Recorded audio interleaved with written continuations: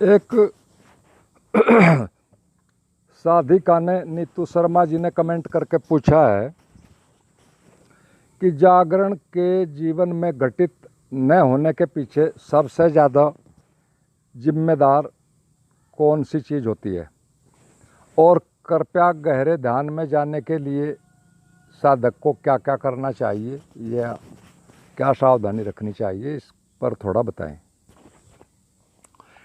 तो सीधा साफ सा सच तो यह है कि सिर्फ एक ही चीज़ है जो मनुष्य को एक तरह से इस दिशा में जाने से भटकाती है कहो, या बड़ी एक तरह से उसकी रुकावट है, और वह सिर्फ और सिर्फ साधक या कहो आप या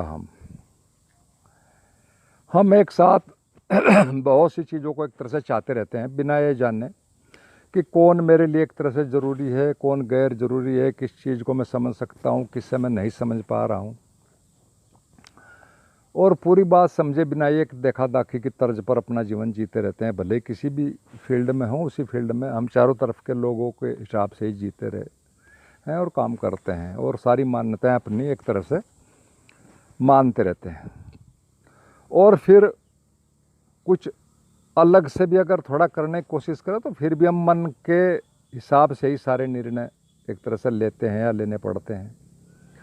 और फिर जब हम उन्हें ही जीवन में उपयोग में लाएंगे तो फिर उस चीज़ के बारे में जिसके कि हमें कुछ ज़्यादा पता भी नहीं है, तो फिर निर्णय सारे मन की मर्जी के ही आएंगे और यहीं पर अक्सर होती है। और जबकि संसार के कार्य में सफलता मन के द्वारा ही मिलती है, बुद्धि उसी का एक पार्ट है, एक ढंग है काम करने का। जबकि अध्यात्म के जीवन में थोड़ा एकदम उसके विपरीत है, जबकि वही माइंड सेट से हम यहाँ भी काम लेते हैं। और अभी तो एक तरह से एक फैक्ट है जो हर साधक को जानना चाहिए कि आप अपने मन को ही एक तरह से अपना होना मानते हैं, जबकि तथ्य यह है, एक फैक्ट है कि आपके बारे में यदि कोई सर्वाधिक जानता है सबसे ज़्यादा तो वह आपका मन है, और आप यदि किसी चीज़ के बारे में सर्वाधिक कम जानते हैं तो वह भी आपका मन है। तो ऐसी स्थिति में जब ये तथ्य है तो फिर तो पूरे चांस यही है कि मन की मर्जी चलती है हर तरह से घुमा फिरा कर। आपको एक तरह से आज तक यह भी पूरी तरह साफ नहीं है कि आप और आपका मन दो अलग अलग चीज़ें हैं, या कहो आपके होने के दो अलग अलग ढंग हैं। ये भी पूरी तरह साफ नहीं है। ये सारा मामला इतना मिक्स है, और सारे अध्यात्म की यात्रा का एक तरह से यही एकमात्र तथ्य है कि ये चीज़ हमें सबसे पहले जाननी चाहिए। और अभी तो एक तरह से साधक कई कई रूपों में एक साथ जी रहे हैं, सभी जीते हैं, मन है। और सभी रूपों व ढंगों से हटकर यदि आदमी एक ही ढंग पर आ जाए और फिर उसी के अनुसार जिए, यानी एक तरह से कहो कि अपने में ही आ जाए, सभी ढंगों को छोड़कर अपने होने में ही आ जाए पूरी तरह, तो यही असली बात होती है इस यात्रा में। और फिर आप उसे होश कहें, जागरण कहें, या फिर कुछ और नाम दें, वो एक तरह से अलग बातें होते हैं। लेकिन होता यह है कि हमारा मन इसके बदले में हमें कुछ भी पकड़ा देता है, और चूंकि ज़्यादातर इसी हाल में है तो फिर हमें एक तरह से दूसरों को देखा दाखी भी एक तरह से संतुष्ट हो जाते हैं आराम से। हालांकि सब कुछ मन की मर्जी से ही एक तरह से घटा हुआ होता है, लेकिन हमें कुछ भी पता नहीं एक तरह से चलता है इस मामले का।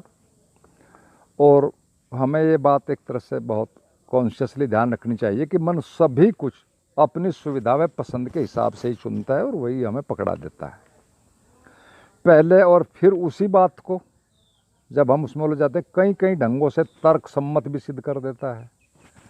और ठीक इसी सूत्र पर होता क्या है कि हम किसी भी गुरु या संस्था को भी एक तरह से चुनते हैं, पसंद करते हैं, और फिर अधिकतर वहीं पर ही एक तरह से संस्था के ही नियमों से हिसाब से एक तरह से वहीं फिर लकीर के फ़कीर होकर एक तरह से रह जाते हैं। क्योंकि मानना बड़ा आसान होता है, हमारा मन मानने में बहुत जल्दी फ़ौरन स्वीकार कर लेता है। जानना अलग बात है, उसमें उस तरफ नहीं चलने देता।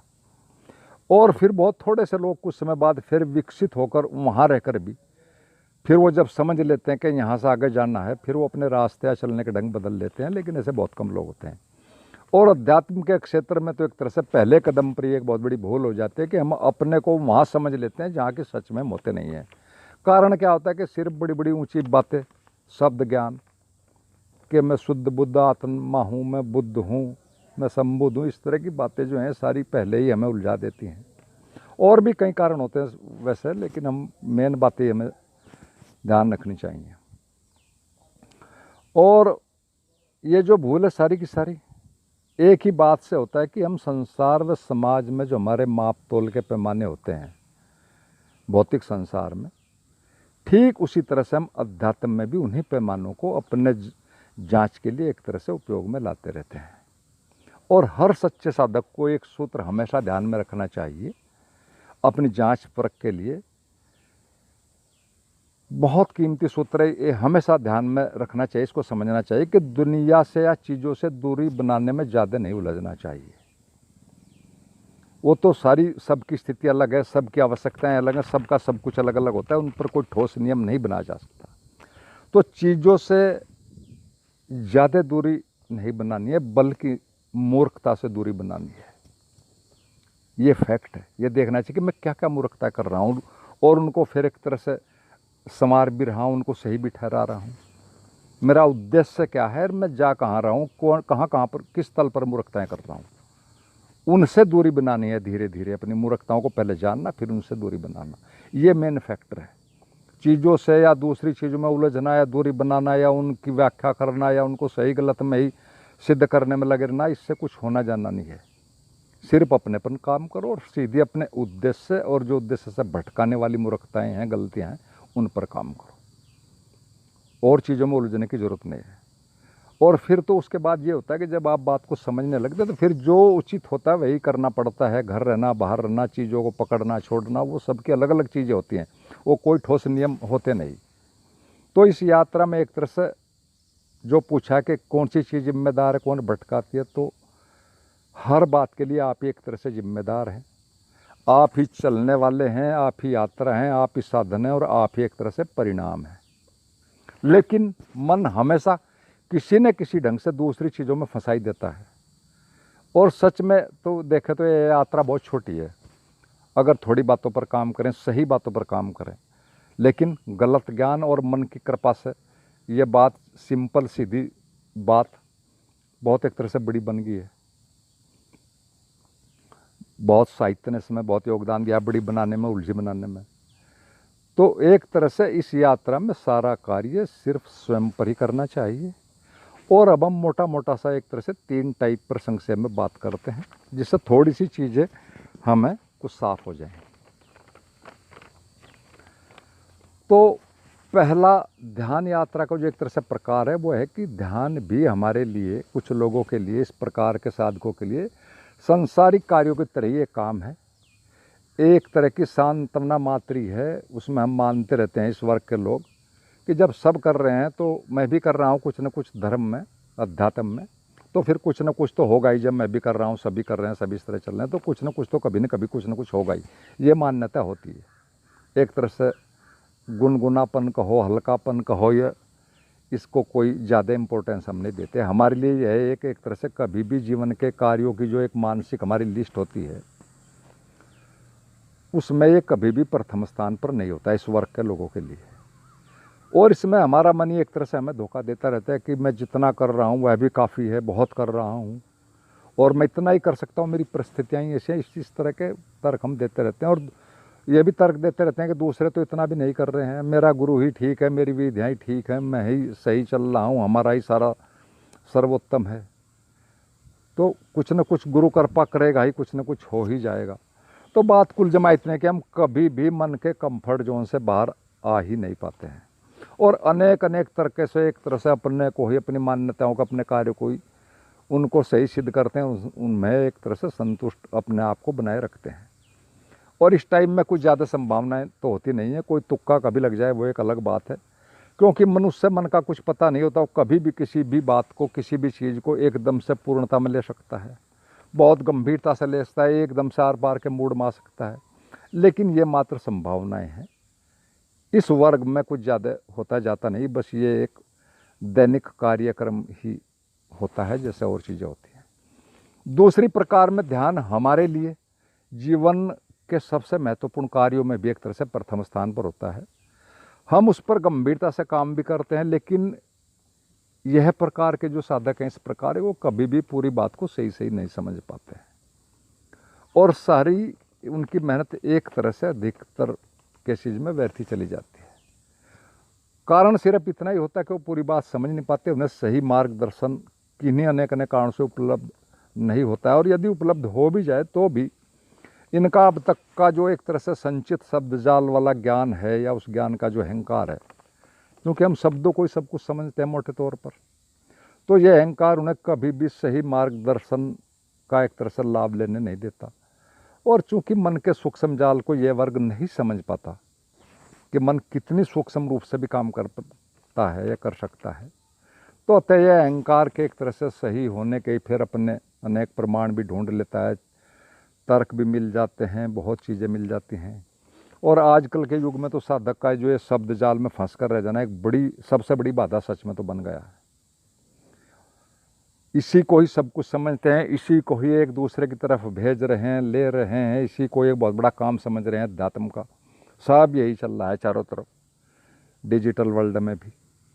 और सदगुरु ओशो ने तो एक जगह बिल्कुल साफ कहा है कि मैं चाहता हूं कि तुम सारे शब्द ज्ञान को, जिसमें मेरा दिया हुआ भी सम्मिलित है, कि तुम सारे शब्द ज्ञान को जिसमें मेरा दिया हुआ भी है, उसको पूरी तरह से गिराकर विश्राम और मौन में चले जाओ।